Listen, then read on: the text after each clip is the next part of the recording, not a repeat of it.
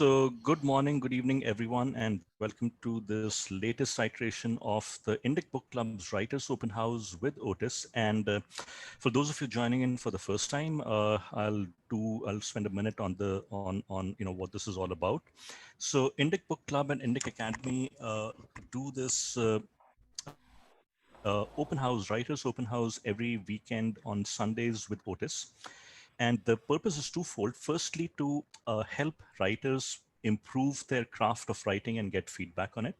And secondly, since we also have 1,000 Reviewers Club where we are sending out literally thousands of books to people who have signed up to read and review these books, we also encourage and invite people to submit their review pieces for feedback, because a critical part of good reading is also the ability to write good reviews. And as far as the do's and don'ts go, we encourage you to send your reviews to Otis, and you'll find the sign up page and the email to send it on both the Indic Book Club Facebook page as well as the Indic Academy website. And please restrict your reviews or your writing pieces to about 800 words. In Times New Roman, font size 12, double spaced, and send it as a PDF so that it's easier for Otis to not only review, but he also marks it up with his comments. And what he does is, based on the pieces that he gets, and do send them by Friday so that he gets some time to review and send his feedback. So once he gets those pieces, he will read it, he will mark up his feedback and notes in the PDF itself and send it back to you. And then on Sunday, he goes through the pieces that have been received and uses that to not only give specific feedback on the pieces, on the writing pieces you have sent, but also in general to talk about some of the craft and the art of good writing. And this is an open session, so encourage all of you to ask questions and to participate in it. So with that preamble, Otis, I'm going to turn this over to you. Okay, thank you. Okay, I have a little technical glitch because, as Abhinav is saying, it's great if I get work on PDF, because what I do is I then transfer it over to a program that I have on my iPad, and it allows me to do the work wherever I want to.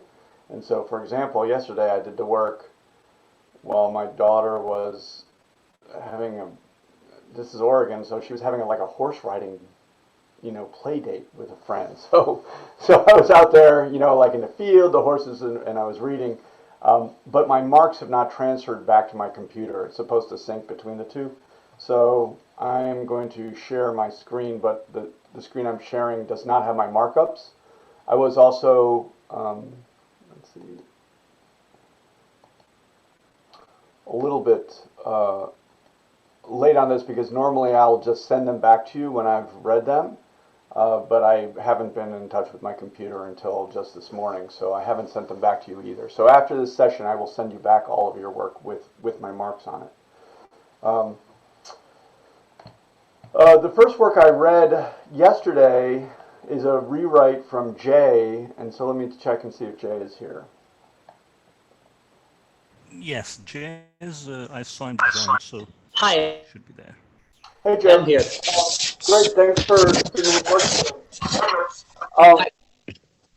I'm gonna bring up Jay's work to start with. I think we started with your work last time, so you're getting like preferential treatment here.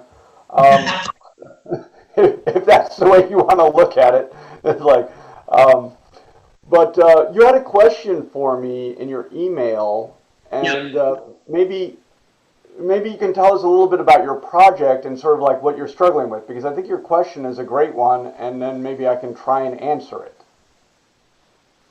You want to share it with everyone? Okay, so for example, can I go ahead? Yeah. Okay, so the write-up that I shared this week and last week are retellings based on the Mahabharata, where the plot already exists, so to speak.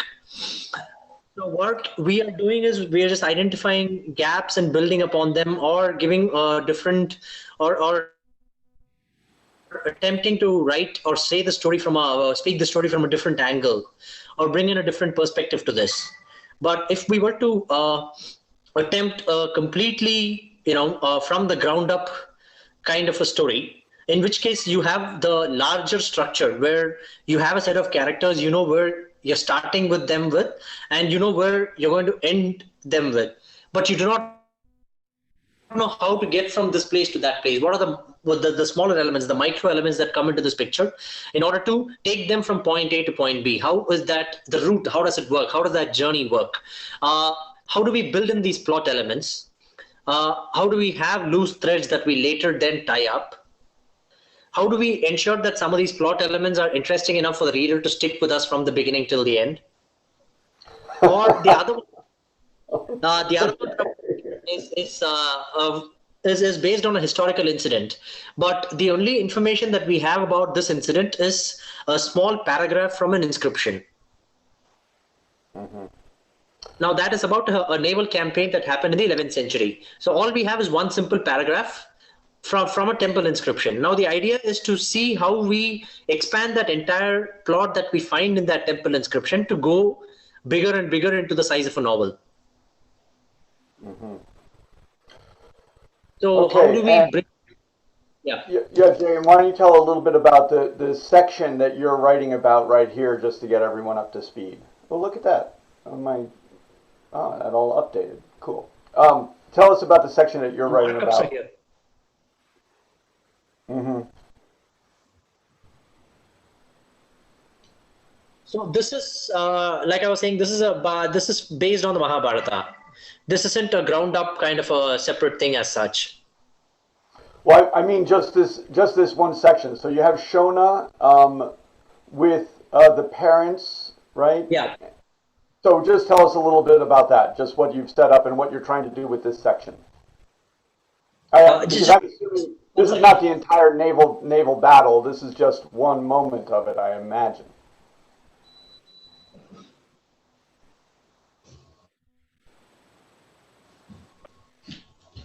I'm sorry. So this is, we find them again on the journey that they are taking to go back to the battlefield, similar to what the last week's write-up was. So this is another part of that. It's a longish 10,000 word post from which I shared one part last week, and I've shared another part of it. Okay. Okay. Well, let's try and dig in a little bit. Okay. So it can be sometimes a little confusing to talk about something necessarily specifically. So what I'm going to do is I'm going to try and reverse engineer what happens in a story. The part I've sent starts somewhere in between and ends somewhere in between. It's not a post by itself, because there was a 1,000 word limit. So I've just cut a 1,000 word excerpt and I've sent it over. Okay. Well, so like I'm saying, so your question is basically, how do we take something where we have a certain collection of facts that we want to represent because it's a story that's known, and how do we make it a story? So I think we have to understand that there's a difference, obviously, between an inscription on a temple that captures these facts and chronicles them maybe as a historical moment, and what we end up doing as a story.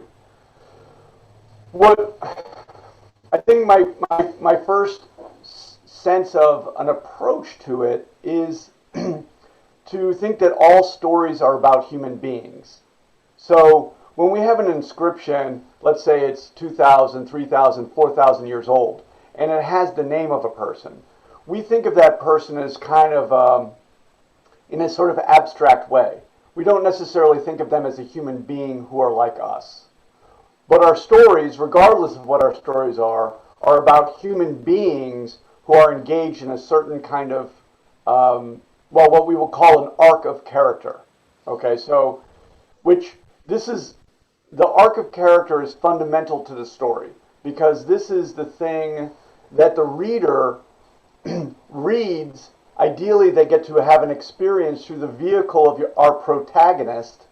And let's say, for the sake of argument right now, just one protagonist, okay? So let's, since we're starting out, and there's plenty to do in that. It's sort of like saying, okay, I'm going to work with one protagonist. It's like, well, I'm going to study the piano. Okay, so there's plenty to do in the piano for your entire life. You don't need to both play the piano and the banjo simultaneously in order to have a fulfilling experience as a musician, right? So one point of view is fine. So if we have an arc of character, this is the perilous journey basically of the character through which the reader gets to have an experience of peril, right? But in safety, and they get to learn something about life by reading about it rather than actually experiencing it. So to experience it would be very difficult, but to read about it is very easy. That's how they become the audience. They would rather sit there and read about it than actually go out there and have this perilous experience. So what we want to do if we want to flesh out a story is we want to think about what's happening to the human being. A story is okay, in a simple sense, a story is about something happening. The thing that happens is an event. The event offers the protagonist a choice, and they make a choice. And that choice is either, in a sense, comic and uplifting for them, or that choice is tragic for them. But either way, the reader gets to have an experience of this journey that leads to essentially a life and death choice. Okay, that doesn't have to be actual life and death, but basically it's a determination of character. It's a how am I going to live my life choice. Am I going to live it this way, or am I going to live it this way? And it's, in a sense, irrevocable at that moment.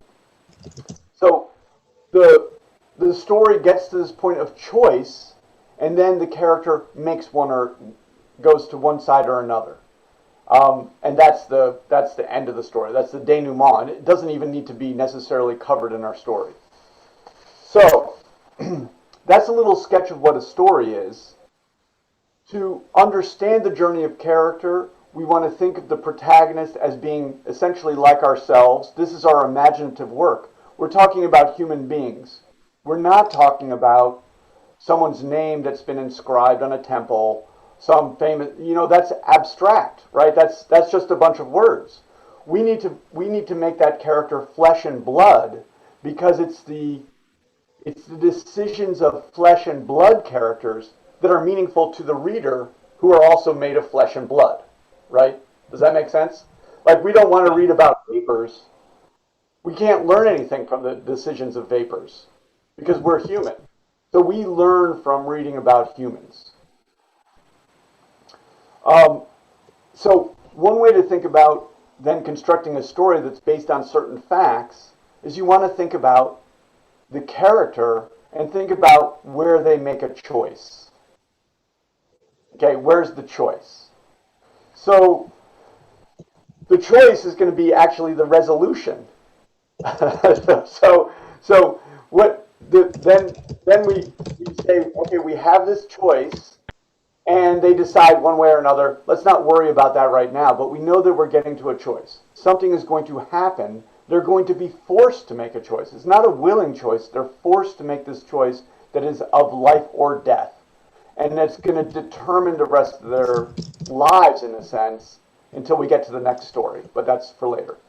So once we get there and we understand there's a choice, now we reverse engineer and we think, okay, when did they start down this road to having to make this choice? Does that make a little sense? So just to repeat that, when did they start down this road? Before, they were living willy-nilly. They were going to feasts and they were, having a great time. Maybe they would go, do some archery, or they would go bungee jumping. All these things would be fine. But at a certain point, something happened, and then they're like, wait a second, I'm going to take the bull by the horns, metaphorically. I'm going to make life happen the way I want it, and I'm going to do this thing. They basically commit to a path. They commit to that path, and it does not go well for them, basically, until they get to a moment where they're like, oh my God, I need to make a choice. I'm either going to die, metaphorically or actually, or I'm going to make a choice in which I'm forever changed in order to live. But forever changed, we should understand, when the character is forever changed, it also is a kind of death. Because the old character, this person, is gone, and a new character arises, right? So that is the standard of the story. And it's a really big standard, basically. I mean, we're basically saying that something happens. So in life at large, right, this is why we're writers, this is why we're storytellers, and this is why people come to us to listen to what we have to say, is because we always come out and we tell a story. We don't come out and just talk about life happening. Oh, you know, the other day I went to the store and yeah, I bought some canned soup and some rice, and then I came home. Like, we never tell that story, right? Because nothing happened. Most of life is filled with nothing happening. I hate to break it to us all. Nothing happens. We're never forced to make a true choice. We're never forced to make a real change. So, nothing has happened. But we love to read about things actually happening. Well, we're living a life where nothing's happening. We love to read about things actually happening so that we can grow, because we still want to grow from experience, even though we're not having any experiences. That sounds cynical, but anyway, there you have it. So, we have a character that gets to a place of choice, and now we need to reverse to when did they commit to going down this path that forced them to make this irrevocable choice. That will be our start. And we want to think about them as human beings. This might be a place where you really actually have to do a lot of imaginative work. The other thing to think about is, what exactly is that choice? That choice isn't... So, someone holding a knife to my throat and killing me is not a choice that I make. Okay, we're talking about a choice that I make. We're talking about a choice of the protagonist. We're not... I want to repeat this just so that we really understand. We're not talking about a moment where there isn't a choice. Right? And I think that that might be part of the problem with going to historical texts, because you read them and you're so familiar with the story as it moves through time that you just start to think of all of it as being inevitable.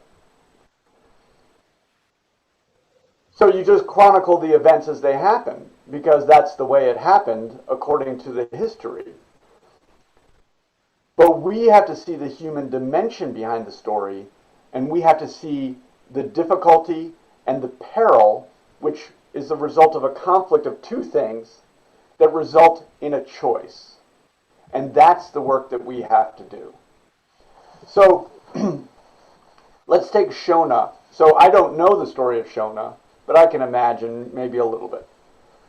Shona is described already as old, and then he has his older parents in a basket, in these baskets.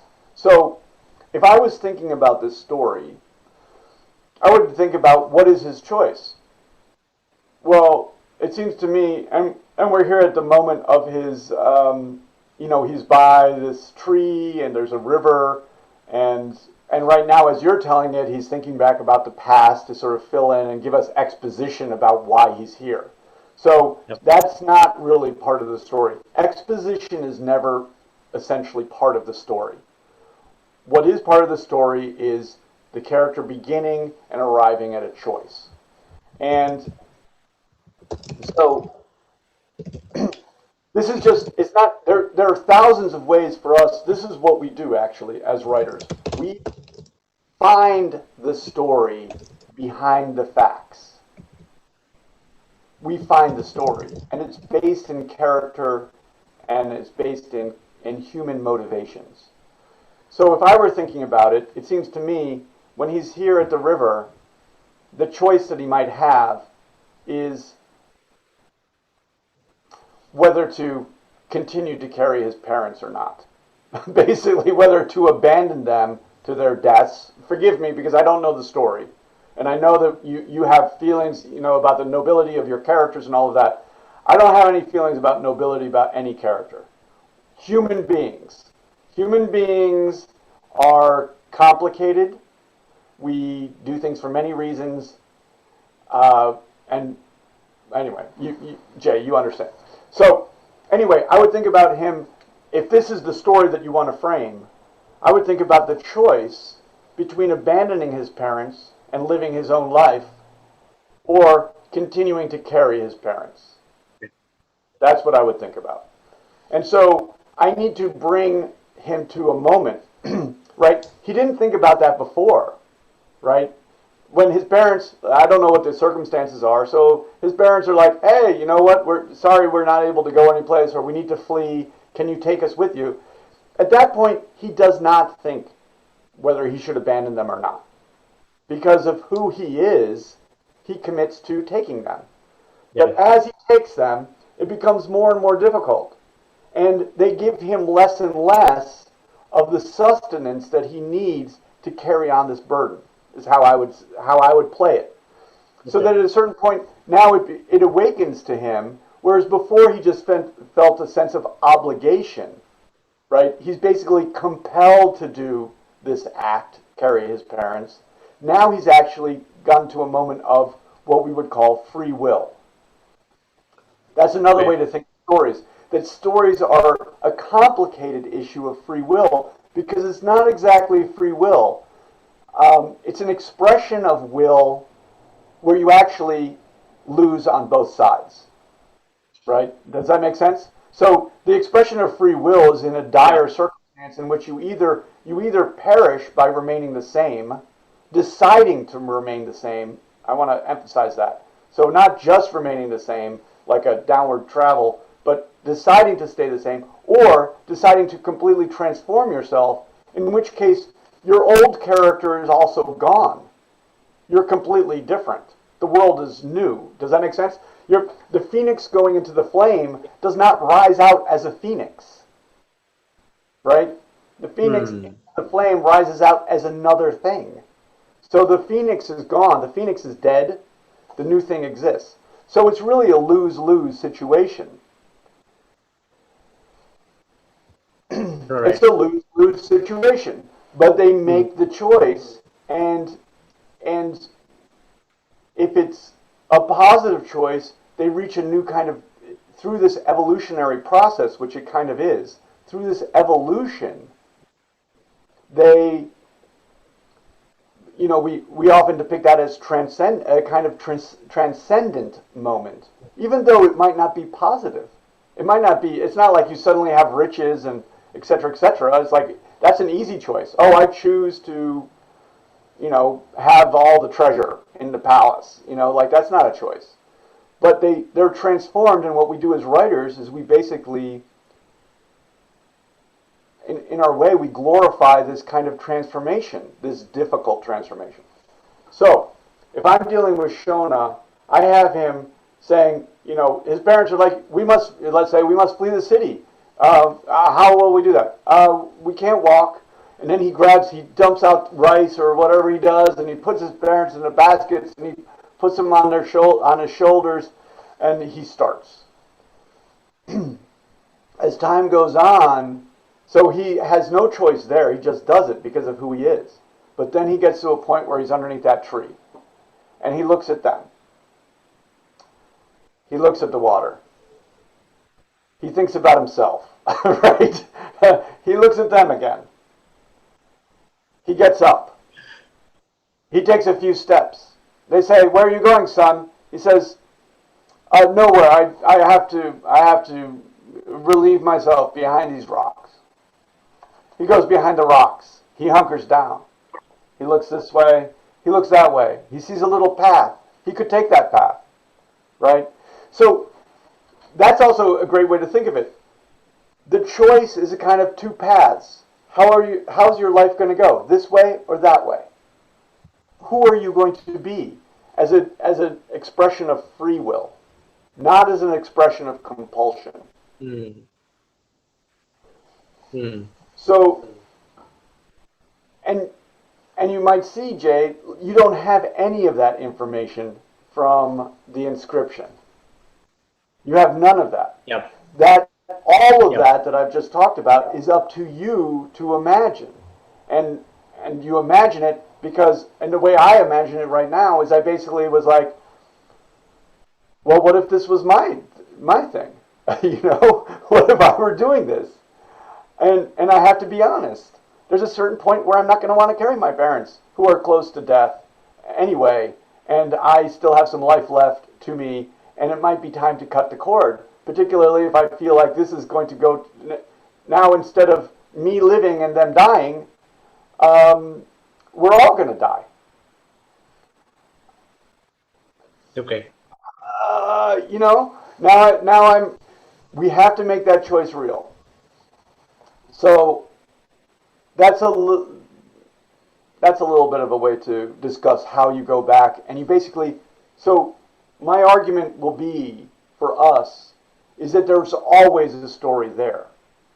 So I believe that the story that I just told about this character exists. I believe it's a true story because I'm doing my best to try and understand the truth of the circumstance. But it is up to us in any situation to find the story. And yeah, so it's it's something like that. It's very hard work because your hardest work is that you have a story. You basically have something that you think of as a story already, and you're basically locked into that, as opposed to taking the step yourself and going into the imaginative realm, which is not, to me. So I actually just said this the other day, yesterday maybe. I was like, imagination is not an imagination of what isn't there. It's not an invention. Imagination is the tool that we use to see what is there. I think that's pretty good. Quote that. You know, so we use our imagination to see the truth of that story at that moment, you know, and it's very difficult because it means that we go into uncharted territories ourselves. We had the story that we just, you know, rested upon, but now we're actually kind of making it can seem we're making it our own. It's,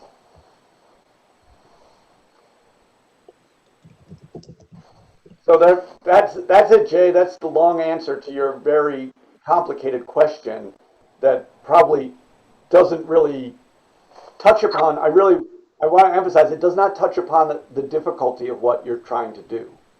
But Okay. this is why they pay us the big bucks, Jay. Okay. Um, Thank you. Thank you. and you're getting there with this character too. Like, so, and the way I think about discovering characters is get them interacting with other characters. That's the primary thing. And you have him interacting with his older brother who was found. I love these old stories, and I love how they are very cross cultural too. The brother that's found in the basket, um, and is like the heart son of the parents. So Shona has been like just the dutiful second son in a lot of ways. And we'll notice that the first son who was found, he's like, I'm going to go out and find my destiny. You're going to take care of the parents. Yep. Well, I mean, that sounds good. That's sure. That sounds good for you. That sounds good for you. You go and find your destiny and your guru, and I'm going to take care of my parents. You take care of our parents. That's great that you decided that. Um, so you start to see the real human interaction when you get human characters on the page interacting.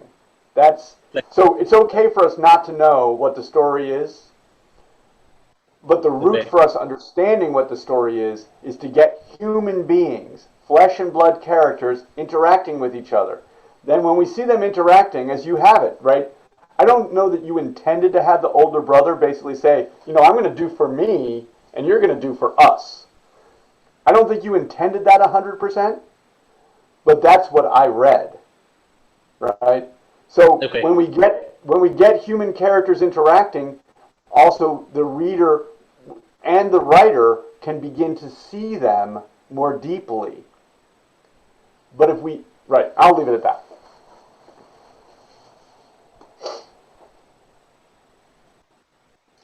Um, that anyone else or Jay or anyone else have any questions about this as a conversation? Ashvani, what do you think? I think when you talking about this context, there is an artificiality about writing something which has happened in the past or which is already chronicled, and now you are trying to add another dimension. So the choice is with the writer whether how faithful he wants to be to the original story and how much of his own fiction he wants to add. But I guess, like you put it, the ultimate test of the success of that story is how much he's been able to carry the reader along with him till the end of the story. Right, right, but I am saying too. It's not. I like this idea of fiction. The idea of fiction is fascinating to me. Um, Stories don't include everything. So what we're doing is we're including what hasn't been included. I mean, we're trying to find it, and yeah, in this way, in a very interesting way, for us, like I don't want to get all mystical about it, Jay, Ashvani, or any of us, but there's always been storytellers. Okay, there's always been storytellers. So Yep. we're just this generation of storytellers. All right. The storytellers in the past heard stories and told stories. They heard stories and they told stories. They heard stories and told stories. We have heard stories and we tell stories. So it's a slightly different way of thinking about it. Ashvani, like we can start to think about these stories as being, you know, essentially and literally etched in stone. But they also aren't. Hmm. I'm saying. So like there's two Okay. things going on. Yes, we have stories etched in stone, and yes, we have storytellers continuing to tell them. I mean, someone was just reminding. I was just talking about Shakespeare. In Shakespeare, you're talking. That's only the 1600s. That's the 1600s. Come on, that was like yesterday. For Indian culture, that's yesterday. But anyway, so Shakespeare retold stories. He did not invent those stories. He retold stories. And Yeah. we continue to retell his stories. Someone reminded me that West Side Story is a retelling of Romeo and Juliet. How many times have we seen Romeo and Juliet? It's a story of star-crossed lovers, right, as we all know.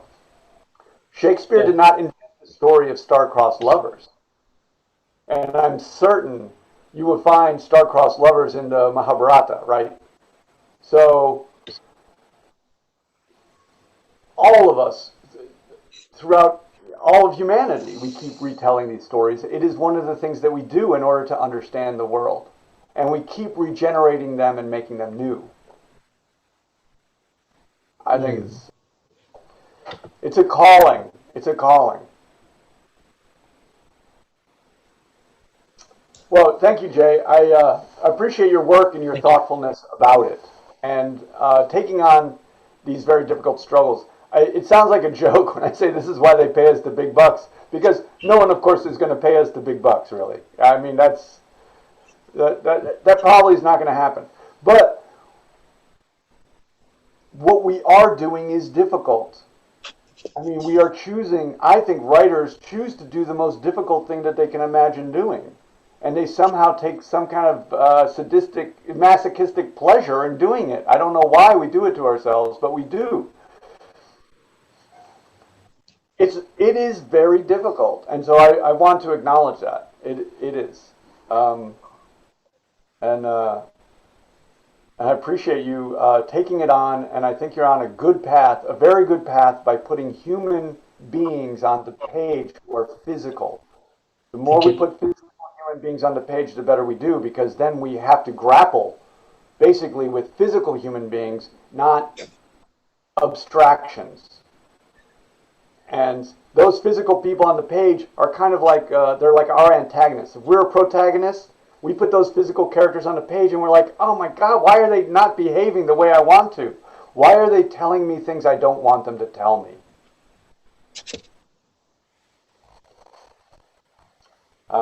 Okay, I better move on. I knew that was going to be a big one, so some of the other ones were going to be a little bit quicker. Let's see.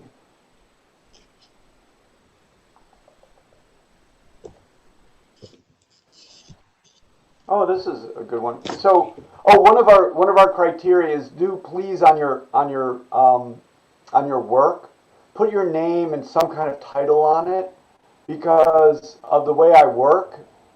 I take your document and I put it into a different program. And then I actually send it back to you, not to over-explain it, but I send it back to you from that program. And if I don't know who wrote me, I don't know who to send it to. And it means that I have to backtrack through all these other ways that are just time-consuming. And don't allow me to do what I love to do, which is to read the work and criticize it. And just by way of, I sent out a newsletter earlier in the week, and I attached a Word document to it with a pro forma template of what people can use with the right font size, font face, spacing, and file name and everything. So if people have got that, please do make use of it. You can rename it to your document, and you can obviously replace the text with whatever you are writing. If not, just let me know. I will either send it to you or I'll share the link of that document with you. Okay, thank you. Yeah, it's funny. I've obviously submitted so many things to journals, and they have all these strict rules about how everything should be. I'm like, why are they such fascists about this? I mean, what's going on with them? And but now I understand it a little bit better, because when you're reading so many things that are different, it's a little bit fracturing. Okay, so this one is titled Aman. Who wrote it? You're going to be our object example. This is me, Madhavi. Madhavi, you're like, oh no, all this attention. Madhavi, I don't think you'll forget for next time. Anyway, sorry about that. But the workshop is all about object examples, so we just have to get used to that. This is a workshop. We are doing all of it is work, for us. We're not. It's not, in a sense, out in the world. We're really trying to get after all of this. Okay, so in this piece,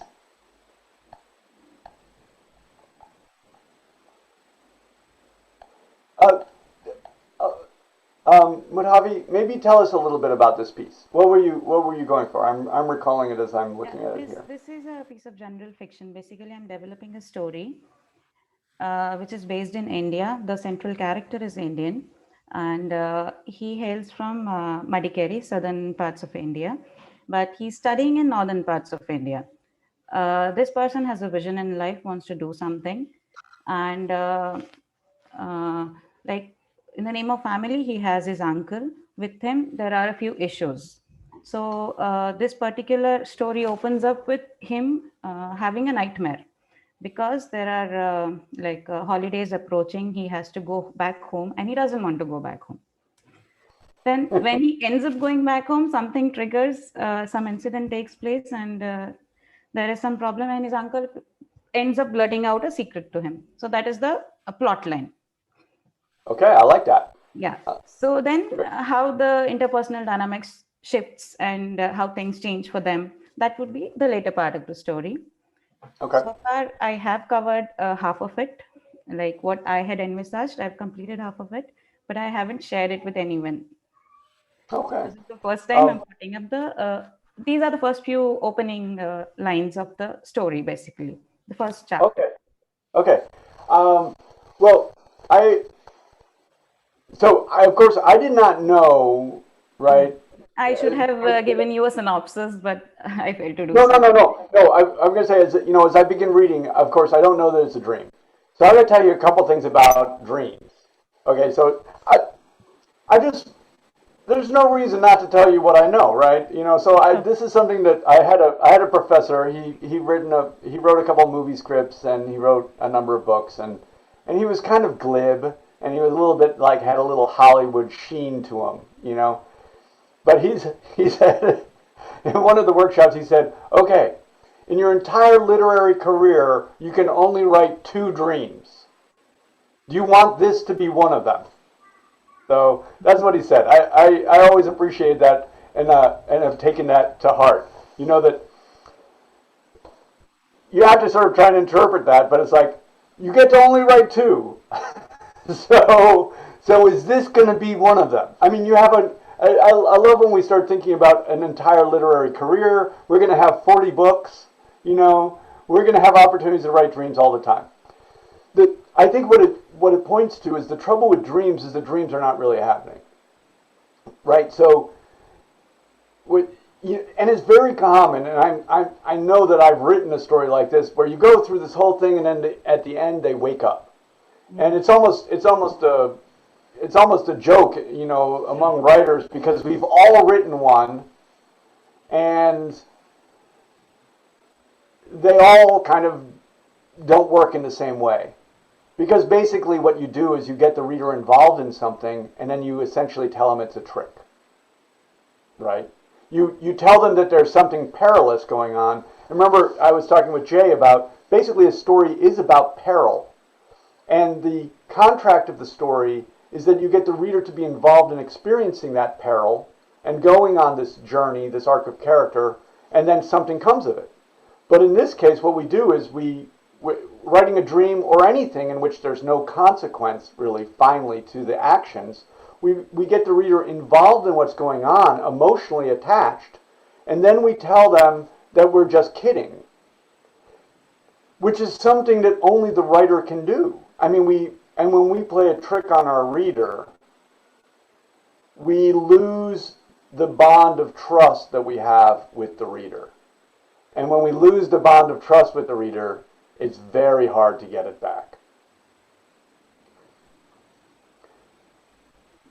The flip side is you cannot lose that bond of trust by telling us that we're involved in a dream, but we still have the same problem of they're not really flesh and blood characters that sometimes we express this in writing as skin in the game.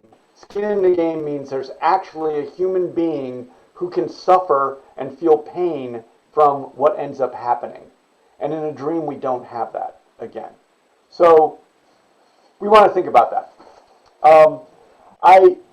What I found in this piece in general was I admired the development in this piece. So you have 3 clear stages of development, and I think that that's very good. Like you understand, and I can tell from your plot that you understand, that you want to have this development sort of in chunks, basically. So this is something that I've been thinking about quite a lot lately, is that writers, when they start out, they think of writing as just being a linear experience, right? They're typing this word, this word, this word, this word, right? They're just going like that. But our experience of writing for human beings is that action, that always being on the razor's edge of the experience with each and every word, is one a little bit confusing, and it's not really the way we process information. We need a little more time to process information, and we can think of that processing time, I've talked about it a number of times, as being like the paragraph. But it's definitely some kind of chunk. We go into one kind of experience for a while, and then we go into another kind of experience for a while. And in your case, you go into 3. So understanding that you're creating one experience, this sort of desperate experience, then he wakes up, and I'm trying to think,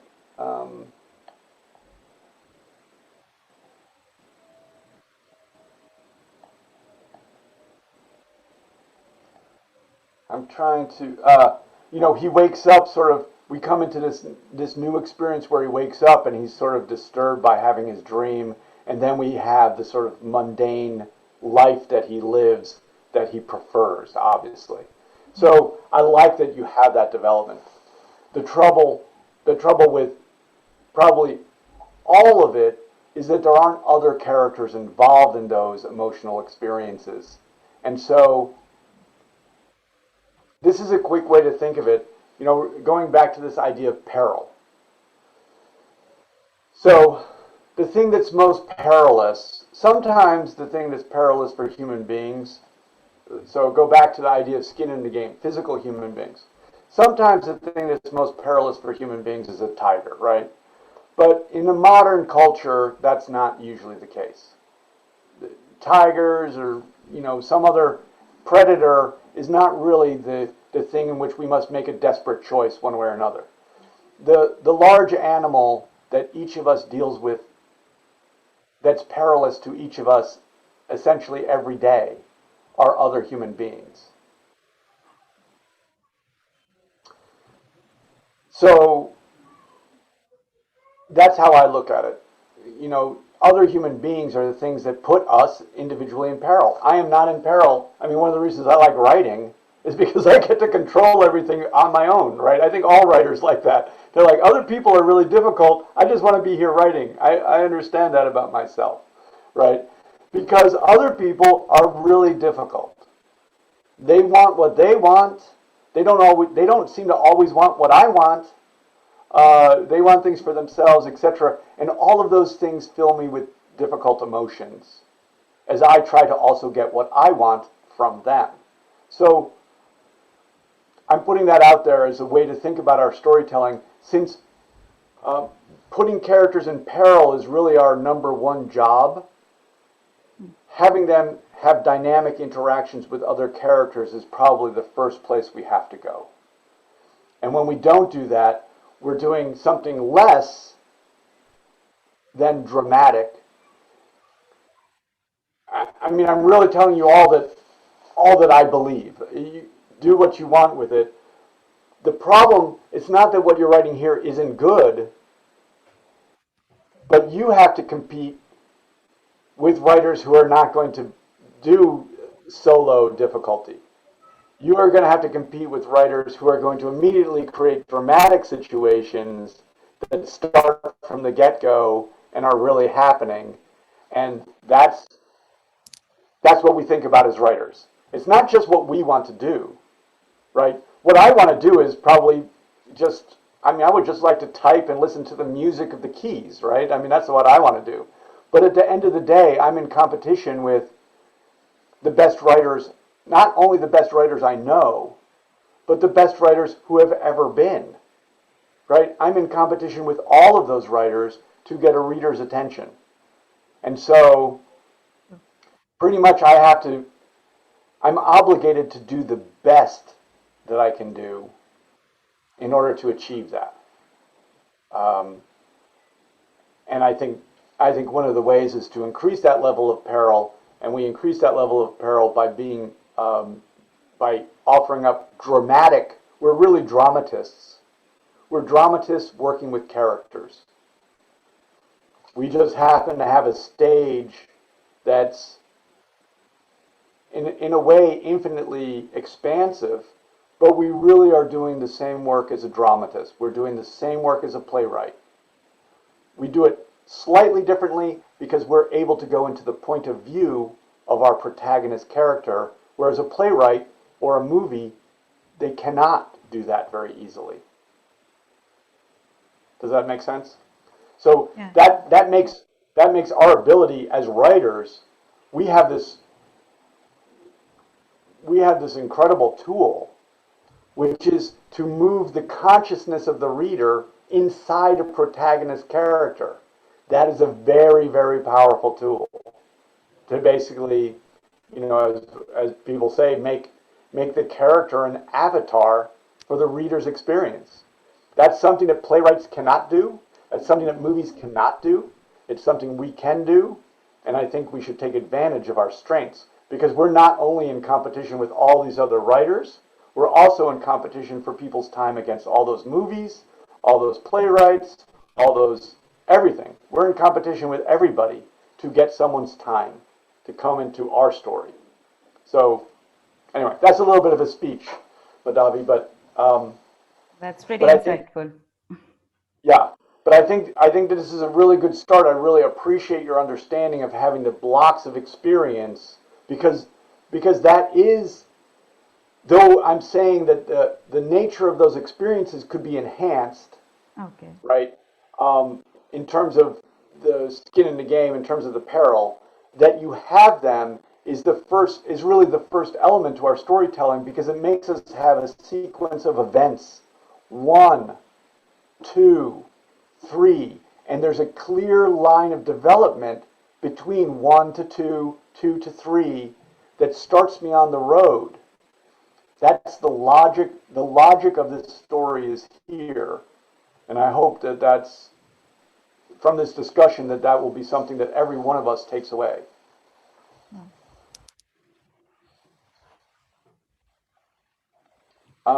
Does anyone have any questions about those ideas, particularly about dramatizing?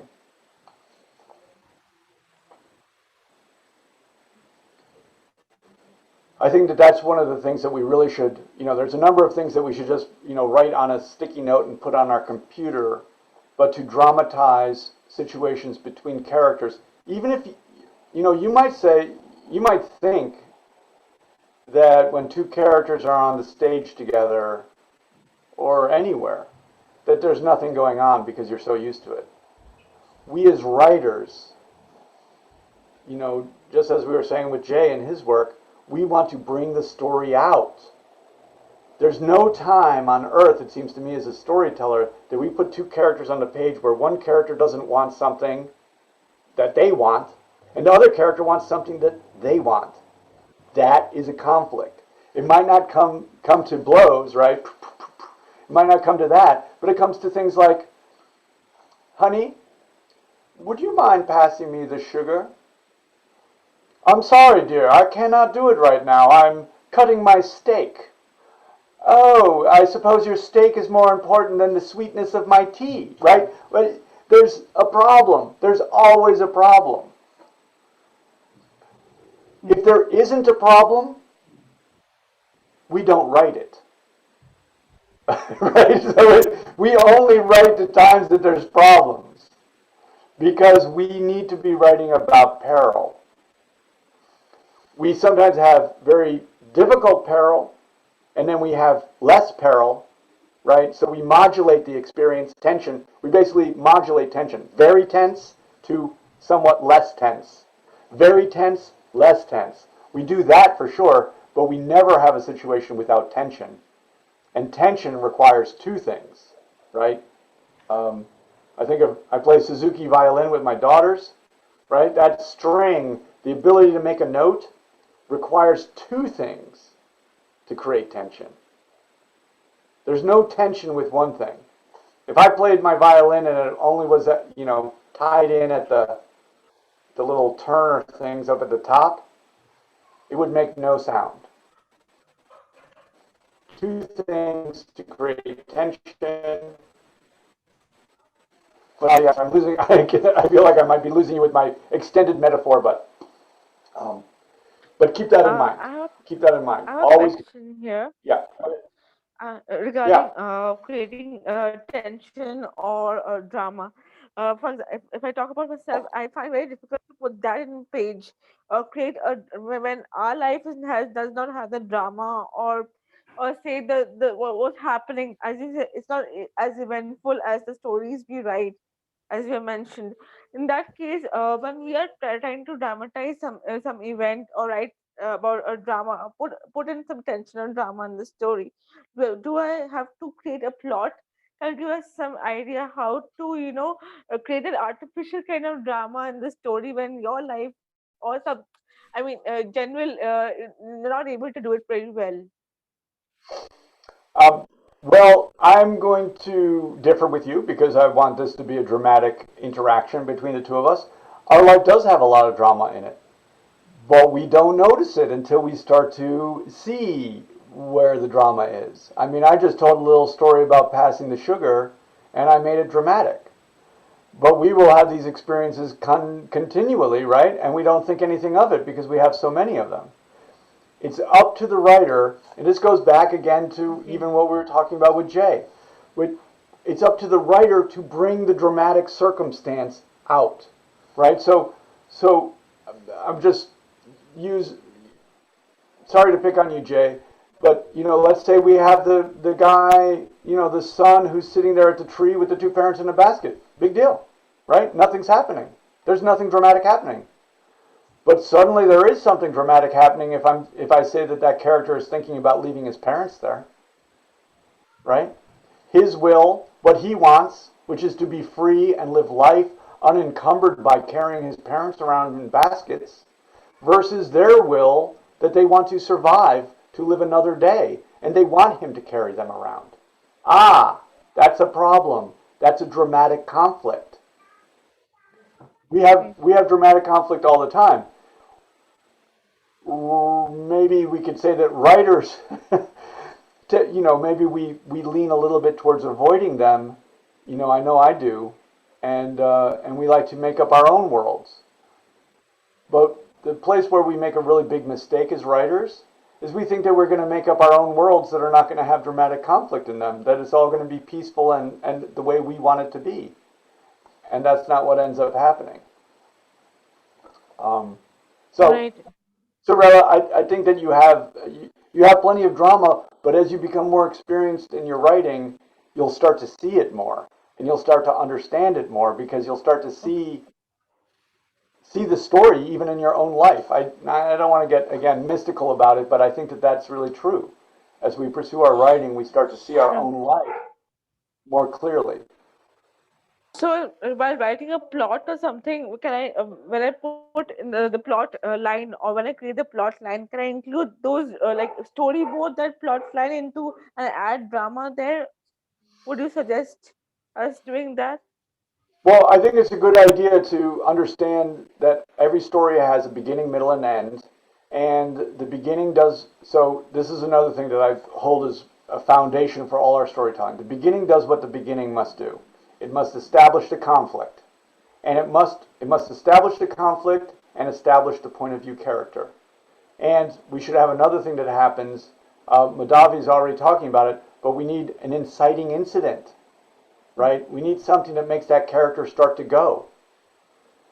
try to make the world the way they want it. So that requires something. Before this event, they were fine. They were waking up, they were, brushing their teeth, they were going to their job, everything was fine. But then something happens.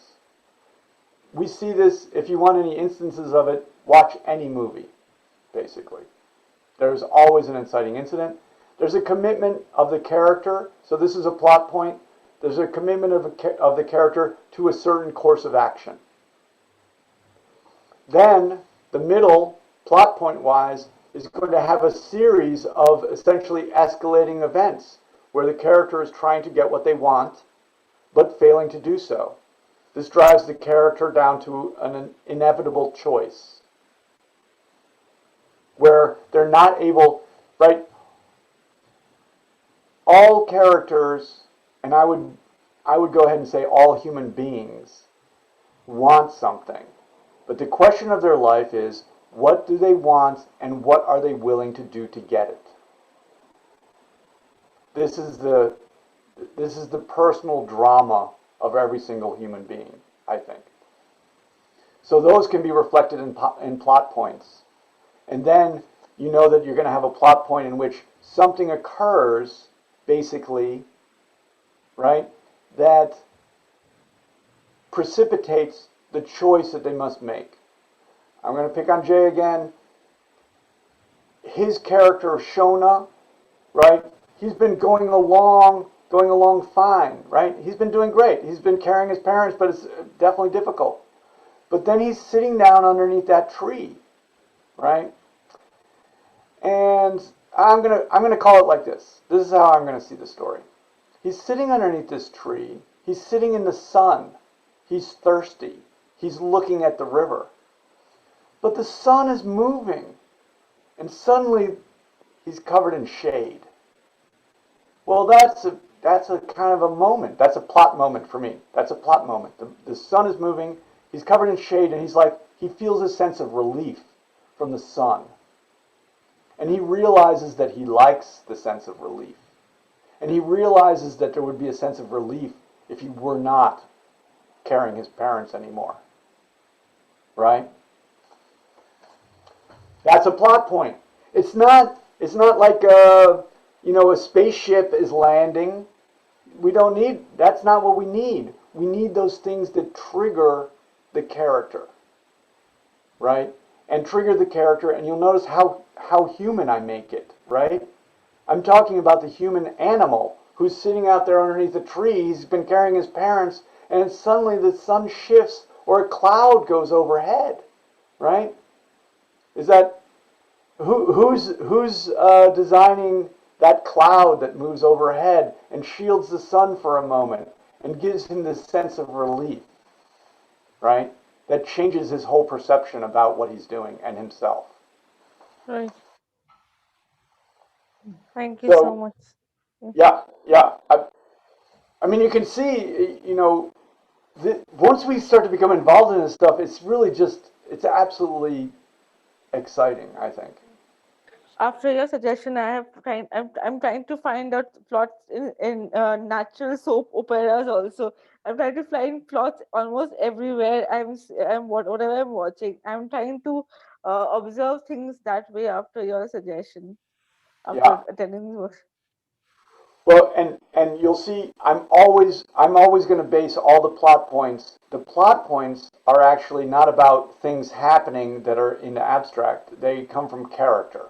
Okay, so like, well, sorry, we probably can't bog down too much in plot points, but maybe next week I'll talk about my sort of fantasy story about Bonnie and Clyde, and what we could consider plot points, but they're not plot points. They have to do with character.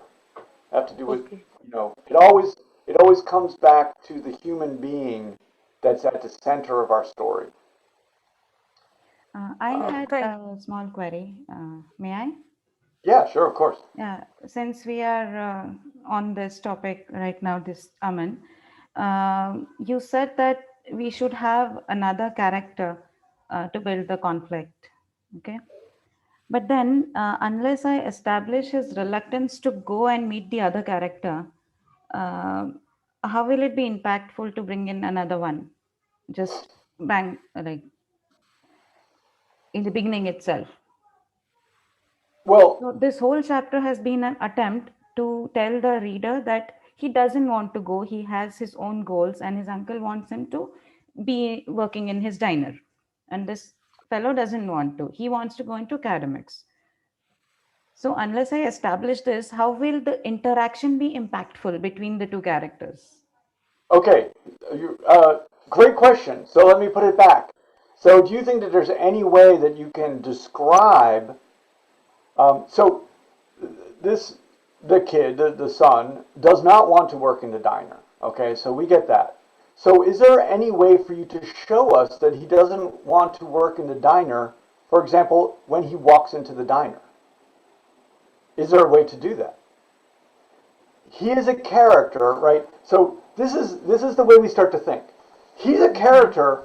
He doesn't want to work in the diner all the time. He's not just doesn't want to work in the diner today in these first opening Yeah, pages. He he doesn't want to doesn't work in want there it as anytime, his vocation. right? So if I'm thinking about it and I want to be more economic, I might be like, uh, I don't think I know his name here, but he arrived. He looked at the sign of the diner, his father's shop. He knew it all his life. He reached for the door handle. He stopped. He withdrew his hand. He looked down the street. Oh, there was that old little bar that he so loved when he was young, and he would play, whatever, the lottery in there. Maybe just to go down there for a moment for a drink. Maybe that's the thing that he should do before he sees his father, right? Okay, He doesn't want to go in. having nightmares, probably we can give him a experience, like real life experience. Yeah, right. Okay, got it. The character is the character all the time, not just some of the time. So we don't. That's. I mean, it's very funny. Like as you're saying, you want to establish the character, and I totally know what's driving you.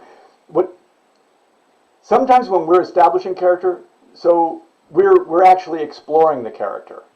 We're developing the character. But the character, once they're made, right? Once we understand the character, they're always their character. They're complete. We don't have to make them up out of thin air. We're not making people out of sand. They're a character. I mean, this guy, when he wakes up and when he arrives at the diner and later on, he's a guy that wants to do things his own way, like every character, basically. Yeah. And he doesn't want to fulfill obligations because he doesn't see the value of them. And that's who he is. So, but that doesn't mean he's a bad person. He's like everybody else. That's important to remember. He has his own aspirations. Yeah, exactly. Exactly. Um, Sure, I'll so, try to work so around it. that's right. So we want to be very economical, right? So we want to have the dramatic action start to occur. And the way I think of it is like we have a conflict. We want to get both those things on the page. So if his problem as an individual is with his obligation to his father, I would say probably the first place to start would be with the father. But if you did want to establish it a little bit, you could set that up with him. The symbol of his obligation is the diner that he does not want to work in, right? So he gets to the diner. I would start right away. He's at the diner. Why wait? Since those are the two issues, those are the two things that create the tension. I put them on the page right away. Okay. In the Greek, we call it in media res, which means start in the middle of the action. You could even start further in the action, even before. So the diner is even here. We could start further. It could be the father says, get that sandwich out to the table immediately. The son turns, drops the sandwich on the ground, and says, "You do it, Dad." So that's the middle of the action, right? Um, for us storytellers, it's good to realize it doesn't matter, in a sense, because like we say, the character is always the character. They're the character until they get to this point where they have to make that choice. And out of that choice, they're going to either be transformed into not being that character anymore, or basically going down with the ship. Yeah. That's the tragic choice. The captain going down with the ship is the ship being the character. Okay, I better move on. Thank you. Let's see. I want to go. Let's see. Let's get. Is Mohan here? Let's see. I don't. I don't see him in the list of attendees, unless and until he's there under a different name. In which case, I'd request him to, please speak up.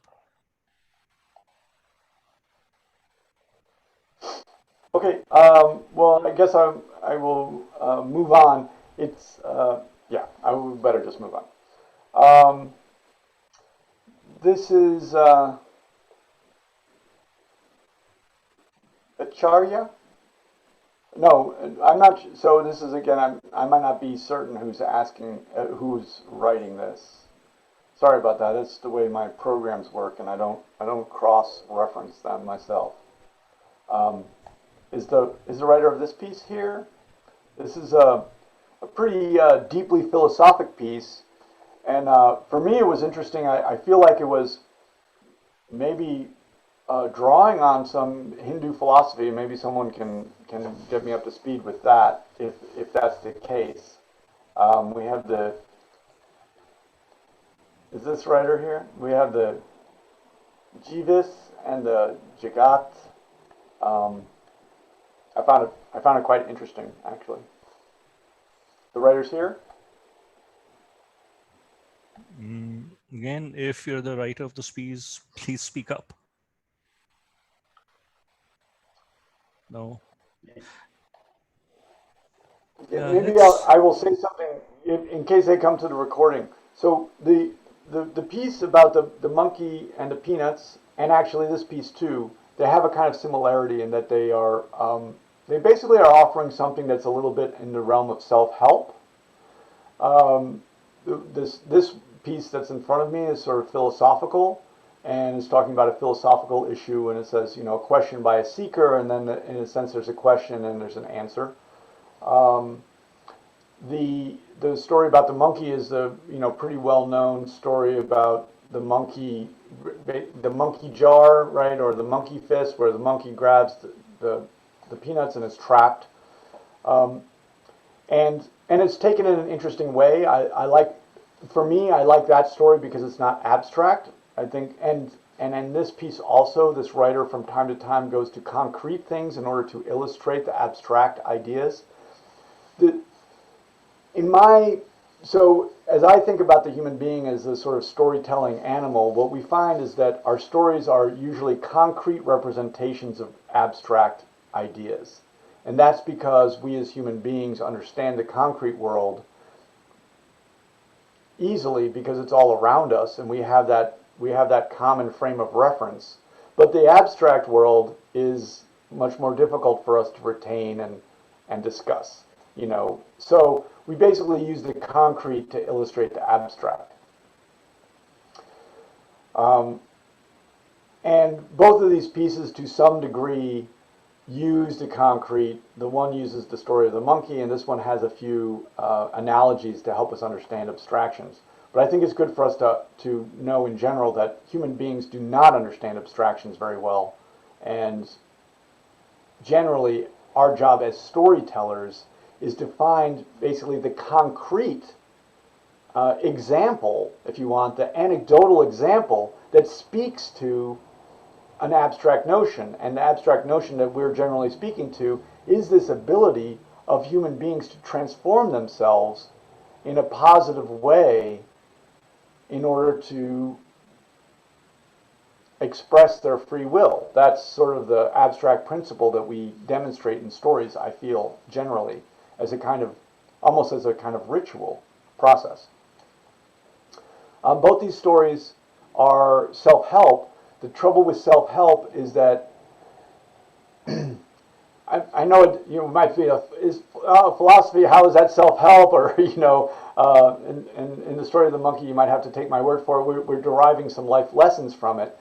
But the issue with self-help, if we present it to a reader, is who are we to be giving someone help?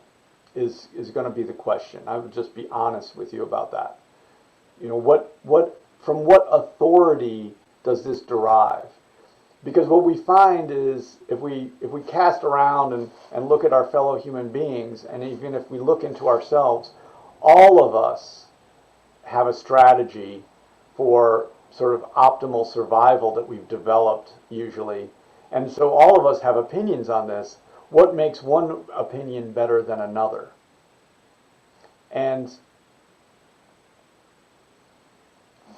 that we have that. So we want to base, if we're going to move towards some kind of self-help, we want to frame it somewhat with our authority. Where's our ability to speak on this issue? How does that rise above, let's say, other people's authority to speak on the issue equally? So I'll just offer that a little bit about writing things that are meant to be instructive. The thing about the prose when we're dealing with characters is that we're not really that kind of storyteller. When we're dealing with characters in dramatic situations, I don't feel we as storytellers are really trying to be instructive. What we're trying to do is we're trying to see the life that's actually there and put it on the page, and for that to be evaluated by the reader. So we don't come in with an agenda to instruct. We come in with an agenda to see clearly, basically, to see a kind of what we could term a truth of life. We come in with a desire to see truth of life from which the reader can take something away. So it is a slightly different thing. If we do come in with the purpose to instruct, we have to somehow convince the reader that we've earned that right, basically. So let's see, that's that one. So Otis, how many more pieces do you have for today? I know a couple of people didn't show up who had submitted pieces. Yeah, I think I just have this one, and this one was kind of long, and so it's short. And then Ram, I was not able to read your longer work, so I'm not going to be able to speak to that one today. Sorry about that, Ram. But Ram, you should send me. Ram, do send me some. Send me a shorter sample. Will be better for me, because otherwise you put me into. I have the difficult emotional situation of being like, oh, Ram, I want to read all your work, but I really can't, and I don't have the time. And then I feel bad, and I feel bad about myself, and then I have to watch a movie in order to feel better, and go for a long walk. So I lose a lot of time that way. I didn't send this as a submission. Last week we discussed the play where I had just sent one scene. So I thought you might like to read the whole thing. So this was not as a submission, but for you to read at your leisure. Okay, thank you, Ram. Okay, I did do some markups on this one, but I didn't read this piece all the way through. It's also long, so I didn't have time to get through all of it. Is this Krishna? Yeah, there you are, Krishna Kumar. Do you want to tell us a little bit about this piece? Yeah, so this is again from the Mahabharata. One of the most tragic pieces of the Mahabharata is the death of Abhimanyu, who was just 16 years old.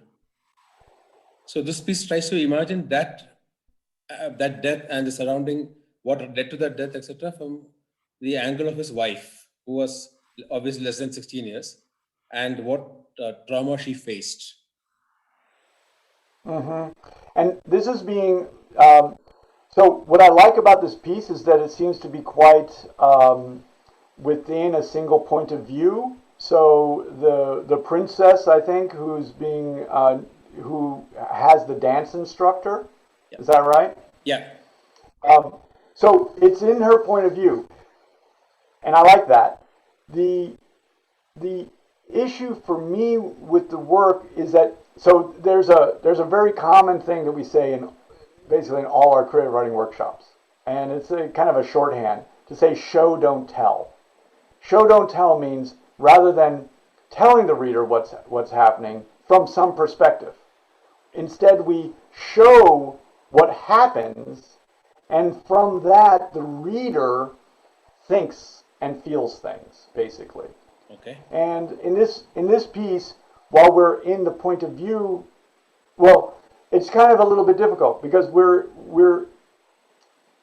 hearing about this story from the princess, but in a way we don't really have a physical point of view about what's going on.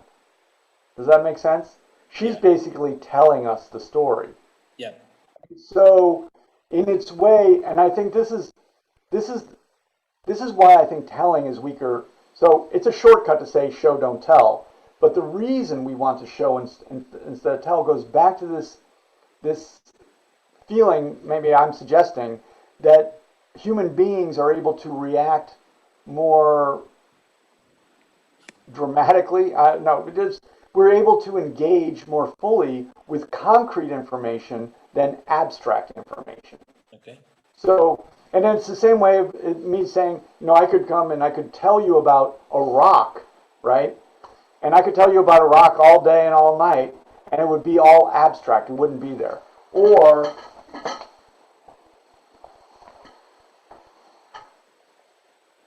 I could show you the rock, right? So in terms of distance, I'm a reader and I'm reading about an actual rock, right? That's much more concrete to me. I can understand it, I can feel it, I can think about it. I have all the reactions that I might have to something that's material. As opposed to just hearing about it means that I'm, in a sense, I'm reacting to someone telling me something.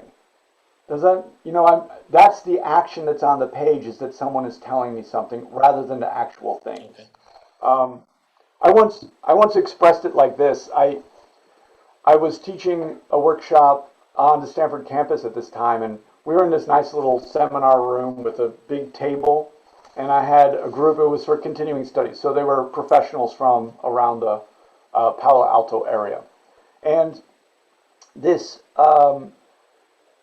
this guy wrote a story that I thought was wonderful. This was really a terrific story. It was about a father and a son, and they go up to Yosemite, right, which is actually where this rock comes from, Yosemite. They go up to Yosemite, and they find a camping spot. But the father says something, tomorrow we're going to go up to this high lake. And the child says, oh, I really want to go now. Let's go now, let's go now, let's go now, let's go now, like that, as kids can do. To get up to that lake, they have to go along this sheer cliff of rock that's almost exactly like this. And maybe this is why I'm reminded. And as they're walking, the father falls, and he dies. I'm reading along, and I'm telling you, I'm absolutely riveted. I am riveted. The child comes back down from this cliff face of granite. And I can't remember if he scurries up to see his dead father or not.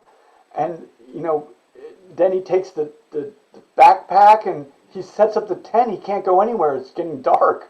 I mean, it's just unbelievable, right? Then the writer develops this section where, I hope he did something with his story. I thought it was just amazing.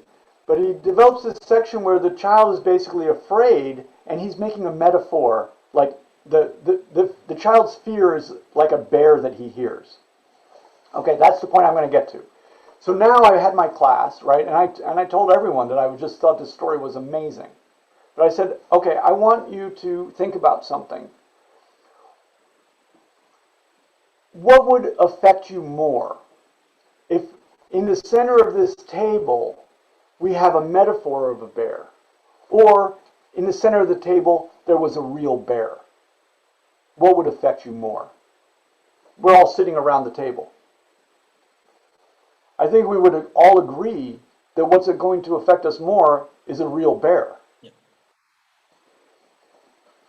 That, I think, describes a little bit. I mean, obviously, I'm going really big with this issue, but I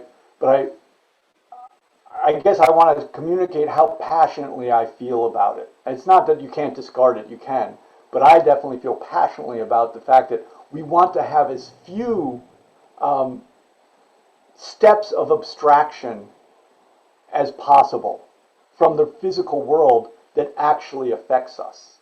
Because that's what we want to do for the reader, is we want to affect them. And so that's the very hard work that we do. I think this world, as I've said, this world is incredible. I love this eunuch, who I feel is going to play such a, incredible role, this dance instructor, right, who's also a charioteer. I love this character, the physicality of that character. But I really want to experience the world for myself. I want to get closer. This is the work that we do as writers, basically, is we put our reader, I feel, into the world so that they have that incredible rich experience as if they're having it for themselves, that imaginative experience. Krishna, sorry, that's a lot to that's a lot to throw on your work. I love the story. I really want to bring that physicality out of it, if you can, to make it a little bit closer, so that we don't. Yeah, I know you're like, stop, done. No. I was just saying it's very useful. I'll try and redo it, and maybe if I can send it once more. Yeah, absolutely. And thanks for the feedback. Yeah. And it goes, we've really been talking about this as a theme today in total, with all of these characters. We actually started with Jay and then through all the rest. When we get characters on the page interacting with each other, I had a poet friend, and we went out into the community and we taught poetry at schools. And he immediately, the first thing he talked about was abstract words and concrete words. He said to write effective poetry, you want to use concrete words. And, you know, inevitably some kid would be like, you know, what's a concrete word?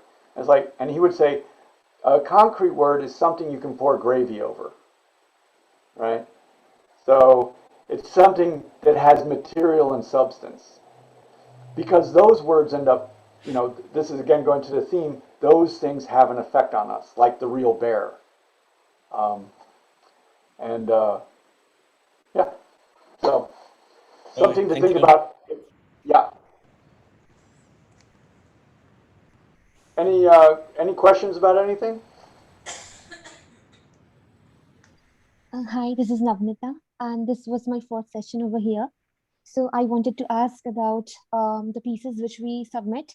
So do they have to have a long plot, or could they just be short stories of 800 or 900 words itself? They can really be anything that you like. So no, they don't have to be longer works. They can be short. They can be sketches. They can be anything that you're working on or interested in. I find from writing, I basically can come up with something to say no matter what, because writing reveals so much, and there's always something that we can work on. So whatever you want to submit would be great. All right, thank you so much. Sure, of course. I want to inform that the interview I had submitted last time, I got clear of the confusion that I had after your feedback. I did go back to my editor, and she did tell me to stick to the interview format. Oh, So, okay. and told me where to put emphasis on the guy winning that award, and and told me to check out all the unnecessary details and only give an introduction and the interview. So I just told her what how does she want it, and thank you for clearing my doubt. And I'll be share the interview again, and maybe Oh, if you okay. can share me one sample of your interview, if you can share it with me, my Oh, yeah, maybe. right. I forgot to do that. I'm such a bum. Sorry. No, I'll no, try and get that not out. at all. So, I'll or if you can I'll just send send me a you. link, or I can just follow that up sometime. Yeah, absolutely. Thank you so much. Okay. Well, thank you all. Abhinav, is there anything more? No, I think this is great. We are finishing right on the dot. 90 minutes, an hour and a half. So, everyone, I think first of all, as I say every time, I will put this up on YouTube once we get the recording from Zoom. And secondly, do keep your pieces to about 800 to 900 words. And third, I have shared in the chat a link to a sample Word document. So please make use of that so that you can name your Word file correctly before you export it to PDF format. Get the right font, size, face, and all. And we will see you next Sunday. Bye all. Thank you. Thank you so Bye. much. Bye. Bye-bye. Thank Good you, night. Otis.